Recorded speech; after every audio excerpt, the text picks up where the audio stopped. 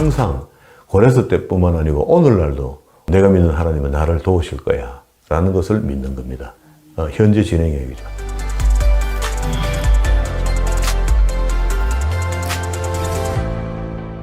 오늘도 하나님께서 저와 여러분이 주시는 말씀은 이사야서 40장 이하의 말씀을 통하여 한 구원자의 위로를 보라 하신다는 말씀의 제목으로 하나님의 말씀이 전거될 때에 하나님의 목적, 하나님의 계획, 하나님의 뜻이 잘 들려져서 그 말씀에 순종할 때 주시는 참 복을 마음껏 누리시는 저와 여러분 되기를 주의 이름으로 축원합니다. 지난 시간에 우리는 정기 이사야 1장부터 39장까지 전체의 말씀을 다 봤고요. 35장 끝에 와서 이사야가 할 말을 다 했다 이렇게 설명했습니다.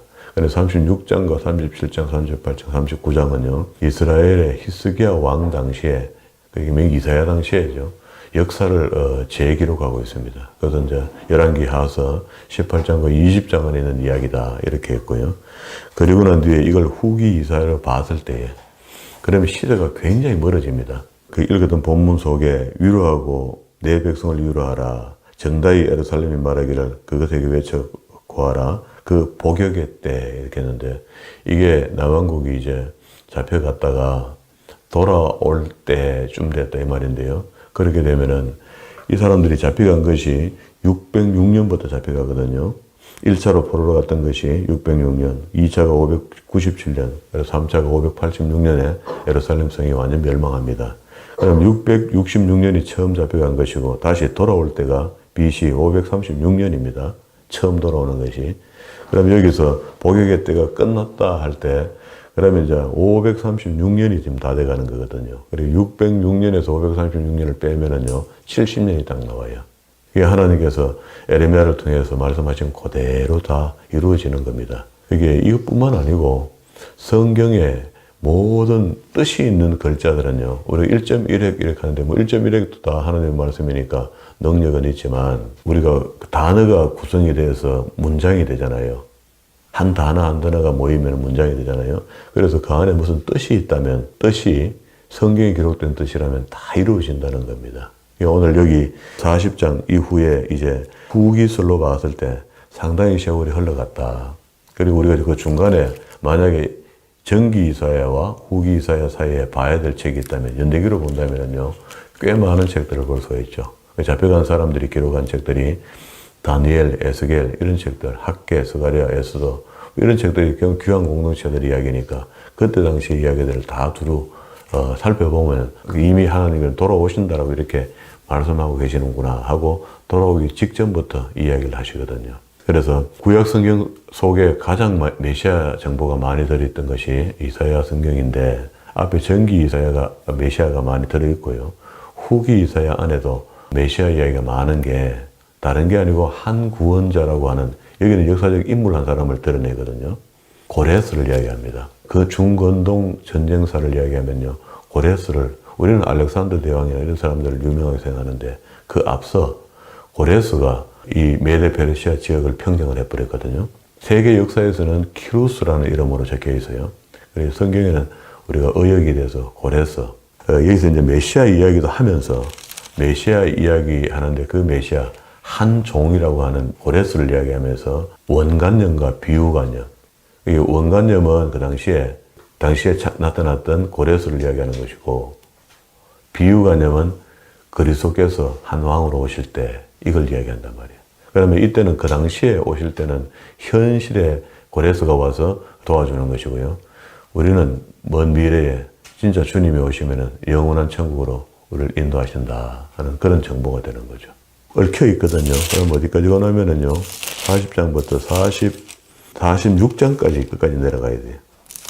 47장에는 바빌론이 심판받아야지 거기서 돌아올 수 있으니까 47장부터는 바빌론이 망한다 해갖고 50장, 51장, 52장 다 넘어가서 잘못된 신앙생활 같은 것들 다 이야기해주고 59장까지 쭉 이야기하고 나는데 60장부터는 다시 이제 영광으로 돌아온다. 그러면 이제 40장부터 59장까지 안에 있는 이야기 대주제가요. 그 내 백성을 위로하라. 위로입니다. 위로. 주제가 위로가 된다고. 이제 복역기간이 다 되었으니까 하나님께서 이제 그들을 고향으로 고토로 돌아오게 하는데 내 백성을 위로해달라. 그 위로, 가장 큰 위로자가 메시아가 되는 거죠. 그리고 60장부터 66장까지는 이제 시온으로 돌아온 사람들이 이제 그 하나님께 영광을 나타내라 하고 60장 1절에 그렇게 합니다. 일어나라 빛을 발하라. 이는 내 빛이 이르렀고 여호와의 영광이 내 위에 임하였음이라 하면서 영광에 대한 이야기를 66장까지 해서 마쳐요. 그 역사 이야기인데 이제 조금 복잡지만은 그래도 다 이제 앞에 있는 이야기는 전부 다 이스라엘과 예루살렘을 심판하시겠다 하는 그런 주제의 이야기에 중간에 메시아 이야기가 있었고 이제 40장부터는 하나님이 돌아오는 이스라엘 백성들에게 그래서 후기슬이라는 겁니다. 1절에 봅니다. 너희 하나님이 가라사대 너희는 위로하라. 내 백성을 위로하라. 너희는 정다이 예루살렘을 말하며 그것에게 외쳐 구하라. 그 복역의 때가 끝났고 이 복역이 바벨론에서 잡혀갔다가 70년의 복역 기간 그걸 이야기하는 겁니다. 그 모든 죄를 인하여 여호와의 손에서 배나 받았느니라 할지니라. 충분히 훈련됐다. 무엇이 훈련됐노 하면은요. 다니엘서나 에스겔서 이런 책들을 보면은요. 그들이 잡혀가서 하나님께서 시내산에서부터 약속했던 것, 출애굽기 19장 5절과 6절의 말씀에서부터 약속했던 우상 숭배하지 마라 하는 거 있잖아요. 십계명 속에 들어있잖아요. 그것이 안 됐거든요. 안 돼서 결국은 이웃나라 신들을 섬기고 하다가 결국 두 나라가 다 멸망했잖아요. 남한국, 북한국이. 북한국은 흩어져 살면서 그 사람들은 그냥 나중에 되어서 포로가 되어서 돌아오는 거고요. 딱 이제 중심 세력이 그 유다 후손들입니다. 그러면 이제 이 사람들이 남한국이 바벨론에 잡혀갔다가 돌아올 때쯤에는 사람이 만든 것도 신이 아니다. 확실히 교육되고 돌아옵니다. 지금까지. 지금 현재 이스라엘에 사는 유대인들도 여전히 사람의 손으로 만든 것은 신이 아니다. 그게 너무 그 혼이 났기 때문에 절대 또 다른 신을 믿는 이런 일은 없습니다. 하나님 말씀도 율법주의까지 되어가면서까지도 믿지만 사람의 손으로 만든 것은 신이 아니다는 것을 이야기합니다. 그래서 왜 유대교 있는 사람들에게 지금 예수화를 믿지 않느냐 이렇게 이야기하면요. 사람이 신이 될 수 없다 이렇게 이야기해요. 그 히브리대 교수들이 그렇게 이야기합니다. 사람이 신이 될 수 없다. 그 사람들 고정의식이 이때부터 시작된 거예요. 바벨론을 잡혀갔다가 올 때 이때까지 지금 그 역사 속에서 훈련받은 하나님이 요구하신 것은 나 외에 신이 없다거든요. 그런데 다른 신을 섬겼거든요. 섬겼다가 나라가 멸망해서 잡혀가서 70년 동안에 훈련받은 것이 그 당시에 다니엘서 보면은요. 두라 평지에 나홀로 아파트 같은 큰 아파트, 그 당시에는 대단하죠. 그런 큰 높이에 우상을 만들어 놓고 섬기도록 만들었을 때 목숨 걸고 안 아프잖아요. 그게 훈련이 된 겁니다. 그런데 다니엘, 메삭, 아벤노고 이런 사람들요. 저는 환관장이 됐잖아요. 예언대로 환관장이 되거든요. 근데 이런 사람들은 어린 아이들 유치까지 불러서 다시 성경을 읽어준 적이 있거든요. 그때부터 아마도 가정에서 어린 아이들에게 성경을 가르쳤던 것 같아요. 그 전에도 물론 그렇게 했는 집도 있겠죠. 있는데 공식적으로는 그런 것들이 효시가 되는데 그렇게 배우던 아이들이 잡혀간 겁니다. 그래서 하나님의 말씀을 갖고 간 거죠. 바벨론에. 그랬더니 다니엘, 메삭, 아벤노고 같은 그런 위대한 인물들이 외국에서도 자기 믿음의 정절을 지키고 예루살렘을 향하여 기도하는 그런 사람들이 만들어진 겁니다. 우리도 우리 자손들에게 유산을 물려주는 거 이런 거는 다 할 수 있는 겁니다. 어느 부모든 다 할 수 있는 겁니다. 신앙을 물려주는 거는요. 여러분들만 할 수 있어요. 아무나 못해요. 저는 그렇게 하기로 작정을 했습니다. 어느 때부터. 나도 꽤 돈을 또 버려보기도 했고 맛도 봤는데 결국 다 이제 세월이 흐르고 난 뒤에 보니까 진짜로 물려줘야 될 것은 신앙이다. 정말로 아름다운 신앙을 어른이 보여줘야 돼요. 그게 자식들은요, 어른의 신앙을 본받습니다. 저도 뭐 집사 때, 뭐 이럴 때 처음 신앙생활 할 때는 은혜로울 때는 되게 은혜롭다가 또 화가 나면 집에서 화를 내거든요. 화를 내고 싸우기도 하고 이렇게 했거든요. 그렇게 한 것들 아이들이 다 봤겠죠. 자라면서. 긴 세월 동안. 그러면서 목사가 되고 그렇게 하면 안 된다는 걸 절실히 깨닫고 안 하고 이런 모습을 우리 손녀, 손주들에게, 아들들에게는 이제 걔들이 철이 들어서 이제 아버지도 이해하게 되고 어머니도 이해하게 되잖아요. 결혼해보니까 부부간에는 싸울 수밖에 없고 이런 것들을 이해하잖아요. 손주들에게 좋은 신앙을 넘겨주는 것이 좋겠다 이런 생각을 해요. 이렇게 우리가 하루 아침 내가 살 때 내가 죽기 전까지 어떻게 살 것인가 이거 고민하는 것이 아니고요. 적어도 하나님의 사람이라면 먼 훗날까지 바라봐야 돼요. 이게 내가 사는 것이 내 자녀들이 보는 것이고 그 보는 것이 그대로 훈련되고 교육돼서 내가 없어 죽고 나고 난 뒤에 그들이 또 그렇게 산다 생각해봐요. 그러면 내가 보여줬던 신앙이 가식적이지 않고 진짜 하나님을 진실로 사랑하는 그런 믿음을 보여줬으면은 아무 걱정할 거 없습니다. 그냥 가면 돼요. 만약에 그게 완성되지 못하면 굉장히 불안할 겁니다. 자녀들이 보나 마나 내 했던 고생 그대로 할 거거든요. 이스라엘 백성들에게는 이런 어떤 과거에 70년이라는 특별한 기간을 하나님께서 허락하시면서 완전히 바꿔놓은 겁니다. 바꾸는데 너무 바뀌어져서 지금은 예수를 안 믿을 정도가 되었으니까. 그때 이제 보세요. 3절에 외치는 자의 소리여 가로되 너희는 광야에서 외치는 자와 광야. 이거 앞면에 있다 그죠? 신약시대 세례 요한입니다. 세례 요한을 비교해서 이야기하는 거거든요. 여호와의 길을 예비하라. 사막에서 우리 하나님 대로를 평탄케 하라. 골짜기마다 돋아지며 산마다 작은 산마다 낮아지며 고르지 않는 곳이 평탄하게 되며 험한 곳이 평지가 될 것이요 여호와의 영광이 나타나고 모든 육체가 그것을 함께 보리라. 대저 여호와의 입이 말씀하셨느니라. 말씀이 뭐예요? 성경이죠. 그렇잖아요. 하나님 말씀이니까 하나님 입에서 나오는 모든 말씀이 기록되면 성경이 되는 거죠. 말하는 자의 소리여 가로되 외치라. 대답하되 내가 무엇으로 외치리까? 묻습니다. 무엇으로 외치면 됩니까? 가로되 모든 육체는 풀이요 그 모든 아름다움은 들의 꽃 같다. 우리가 가지고 있는 모든 것들 말입니다. 우리가 따듬었던 것 모든 것들, 이루었던 것 모든 것들 전부 다 풀은 마르고 꽃은 시들죠. 우리가 이루었던 것들이 꽃 같다 했는데 그게 결국 시들게 되잖아요. 시들게 되면은 여호와의 기운이 그 위에 불미라. 이 백성은 실로 풀으로다. 풀은 마르고 꽃은 다 시듭니다. 우리 속에 말씀이 있고 신앙이 있고 뭐 다 캐사도 다 끝들면 죽어요. 흙으로 돌아갑니다. 시드나 우리 하나님의 말씀은 어떻게 해요?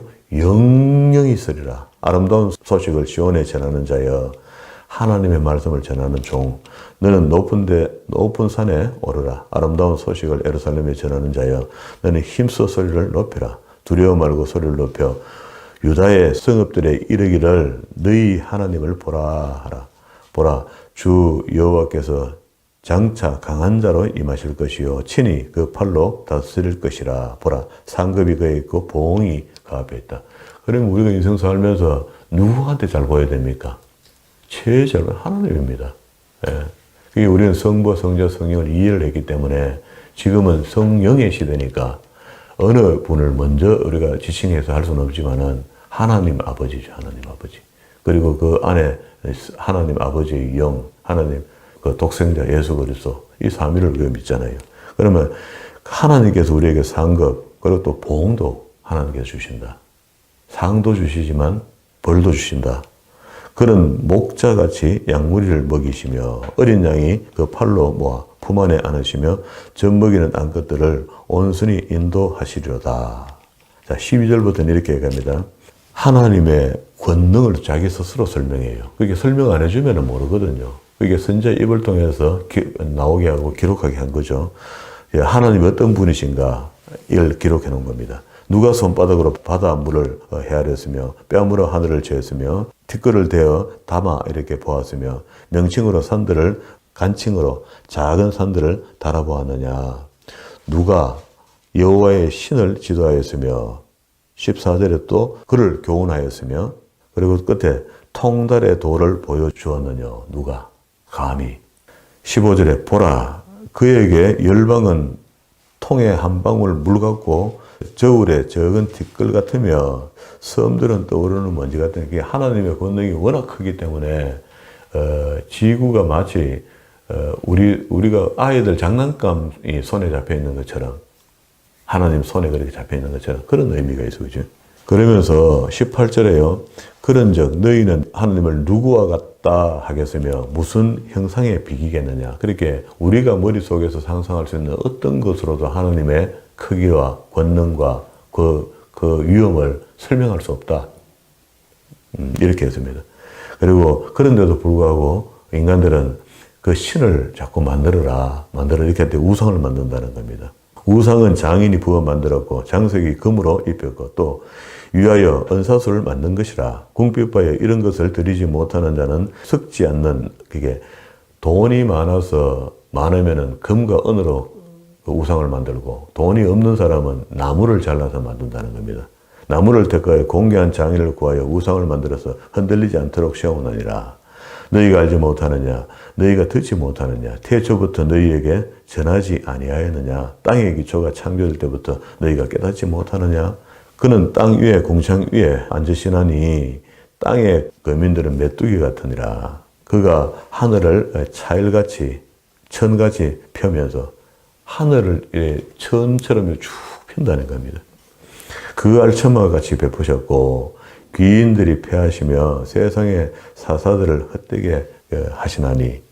쭉 내려오게 25절. 거룩한 자가 가라사대 그런즉 너희가 나를 누구에게 비기며 나로 그와 동등하게 하겠느냐 하시느니라. 그러면은 하나님께서 하나님의 권능과 이런 세계를 스스로 이야기하면서 나를 누구하고 너가 비기기에 나한테 이렇게 다른 만물들은 다 하나님께 순종하는데 무생물, 유생물이 다 순종하잖아요.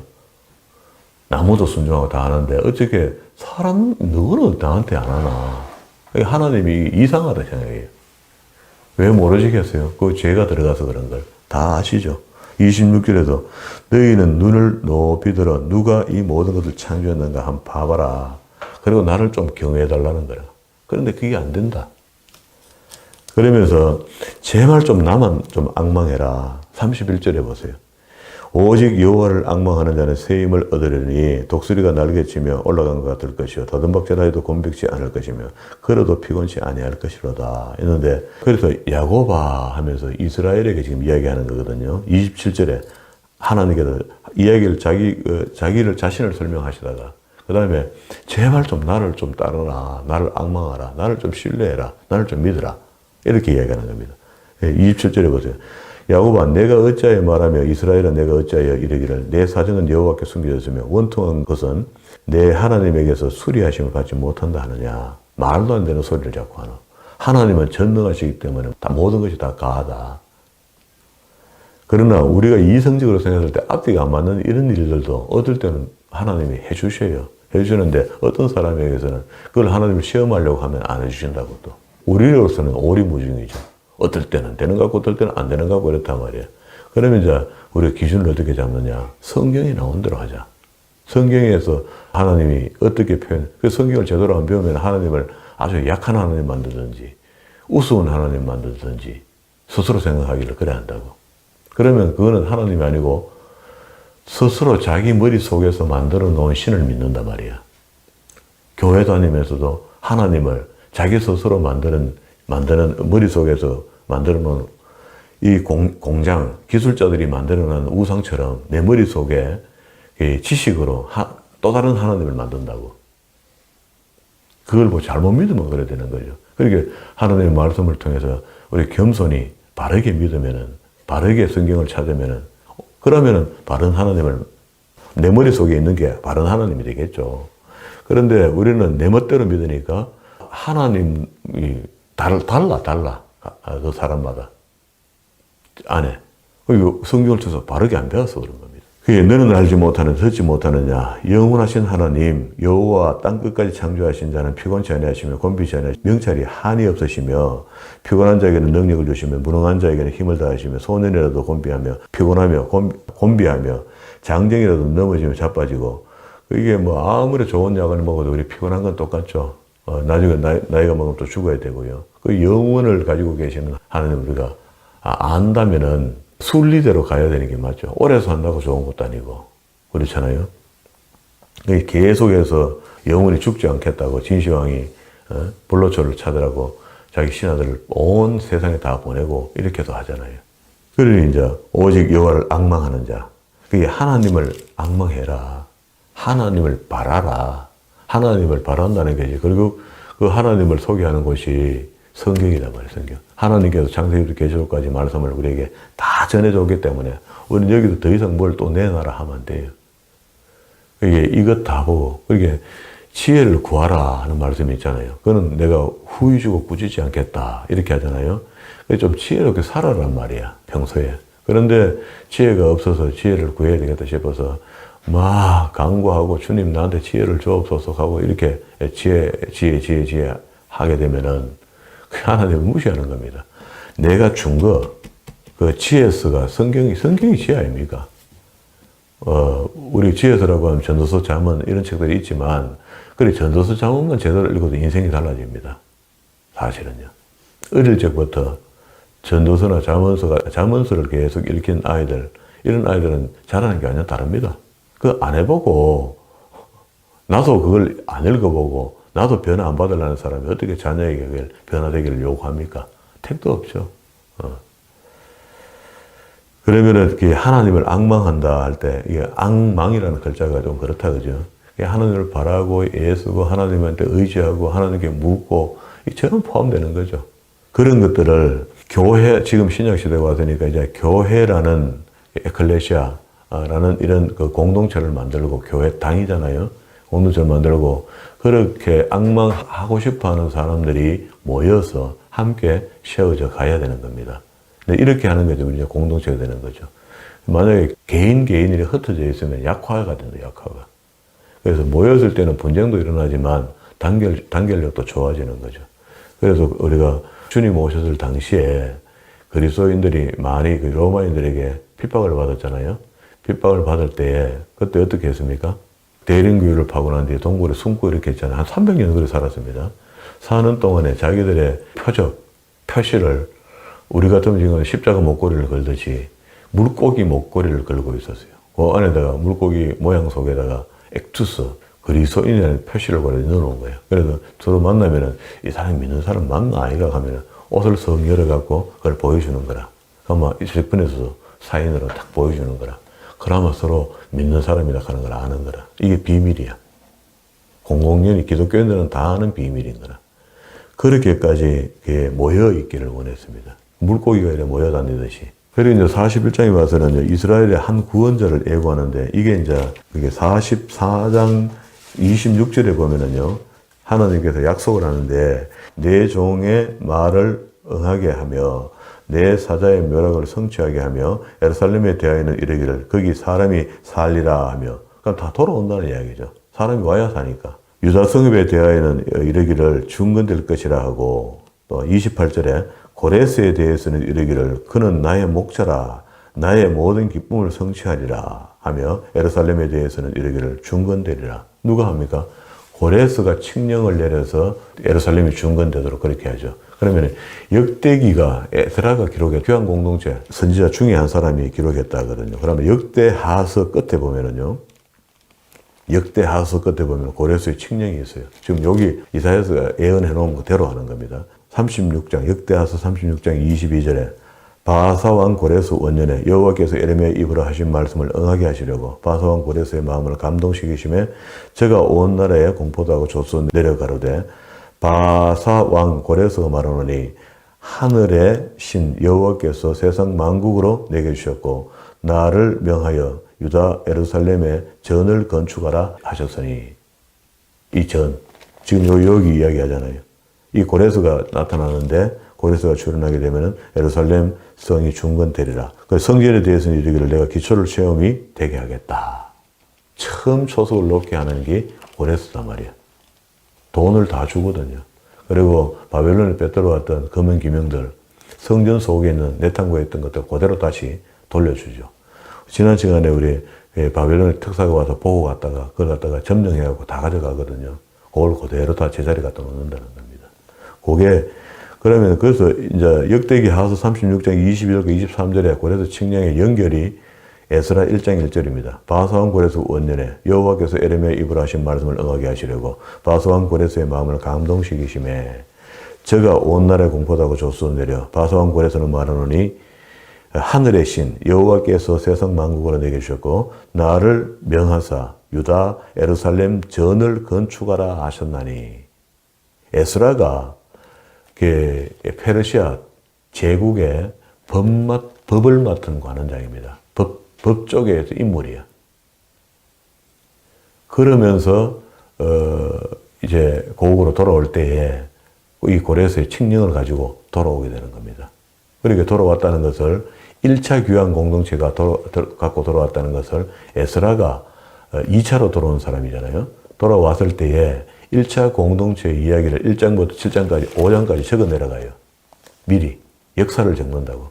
그리고 실질적으로 자기의 기록을 적는 것은 2인칭으로 기록하다가 1인칭으로 돌아오는 그런 경우죠. 자기가 봤던 역사를 기록하는 것은 7장부터 자기가 그렇게 적는 거죠.